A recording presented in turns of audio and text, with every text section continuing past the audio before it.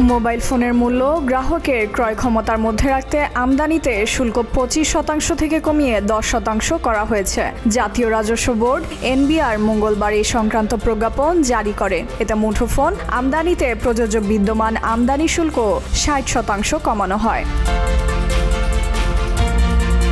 আমদানি শুল্ক কমানোর ফলে মুঠোফোন সংযোজনকারী দেশীয় প্রতিষ্ঠান যাতে বিরূপ প্রতিযোগিতার মুখে না পড়ে সেজন্য তাদের আমদানি করা উপকরণেও কর কমানো হয়েছে। আরেকটি প্রজ্ঞাপনের মাধ্যমে মুঠোফোন সংযোজনকারী প্রতিষ্ঠানের উপকরণ আমদানিতে আমদানি শুল্ক 10% থেকে 5% করা হয়। এর ফলে মুঠোফোন সংযোজনকারী প্রতিষ্ঠানের উপকরণ আমদানিতে প্রযোজ্য বিদ্যমান আমদানি শুল্ক 50% কমানো হলো।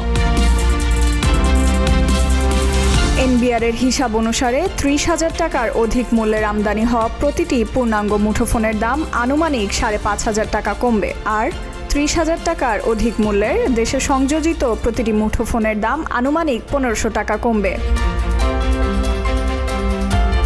জাতীয় রাজস্ব বোর্ডের এনবিআর পাঠানো সংবাদ বিজ্ঞপ্তিতে বলা হয়, মুঠোফোন আমদানি ও মুঠোফোন সংযোজন শিল্পের উপকরণ আমদানিতে উল্লেখযোগ্য পরিমাণ শুল্ক হ্রাসের ফলে সব ধরনের মুঠোফোনের মূল্য গ্রাহকের ক্রয় ক্ষমতার মধ্যে থাকবে।